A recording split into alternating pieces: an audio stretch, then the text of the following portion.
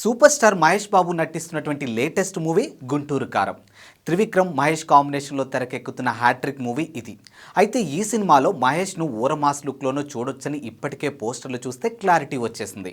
ఇక లుంగి, గళ్ళ చొక్కా, బీడీ అలా మహేష్ పోస్టర్లు అదిరిపోతూ ఉన్నాయి.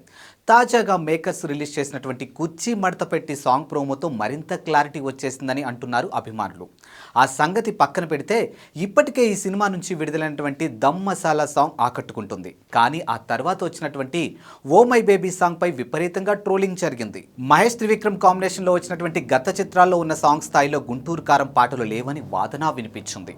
దీంతో ఎలాగైనా మహేష్ ఫ్యాన్స్ను ఆకట్టుకోవాలని తమన్ ఇక కుర్చీ మడత పెడితే సాంగ్కు ఫుల్ మాస్ కొట్టాడు. ఇక ఈ పాట ప్రోమో రిలీజ్ అవ్వగానే ట్రోల్స్ మొదలయ్యాయి. ఇక సోషల్ మీడియాలో ట్రెండింగ్లో ఉన్నటువంటి ఫన్ ఎలిమెంట్స్ను, డైలాగ్ను ప్రస్తుతం సినిమాల్లో వాడేస్తూ ఉన్నారు.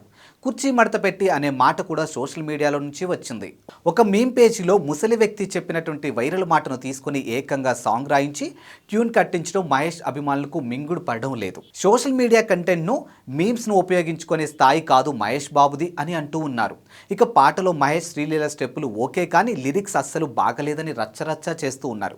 అయితే ఈ పాటపై ట్రోల్స్ పెరుగుతూనే ఉన్నాయి. తాజాగా ఒక టాప్ న్యూస్ ఛానల్ యాంకర్ పెట్టినటువంటి పోస్టు ఇప్పుడు ఫుల్ వైరల్గాను మారింది. మహేష్, తమన్, త్రివిక్రమ్ లాంటి సూపర్ క్రేజ్ ఉన్నటువంటి సెలబ్రిటీలు చేయాల్సిన పాట కాదని ఆమె పోస్ట్ చేసిన వీడియోలోనూ చెప్పింది.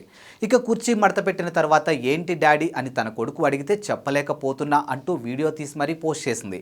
ఇప్పుడు ఈ వీడియో చక్కర్లు కొడుతుంది. మరోవైపు పాటలపై ఎన్ని ట్రోల్స్ వస్తున్నా కొందరు ఫ్యాన్స్ మాత్రం సినిమాపై భారీ అంచనాలు పెట్టుకున్నారు. ఇక సంక్రాంతి విజయం మహేష్ బాబుదేనని అంటూ ఉన్నారు. ఈ మూవీలో మహేష్ బాబుతో పాటు శ్రీలీల, మీనాక్షి చౌదరి లీడ్స్ రోల్స్ చేస్తూ ఉన్నారు. జగపతి బాబు, రమ్యకృష్ణ, బ్రహ్మానందం, ప్రకాష్ రాజ్, సునీల్, రఘుబాబు తదితరులు కీలక పాత్రలోనూ కనిపించున్నారు. జనవరి 6వ తేదీన హైదరాబాద్లో ఈ సినిమా ప్రీ రిలీజ్ ఈవెంట్ జరుగుతుందని సినీ వర్గాల్లో టాక్. అప్పుడు ట్రైలర్ను లాంచ్ చేయబోతున్నారట.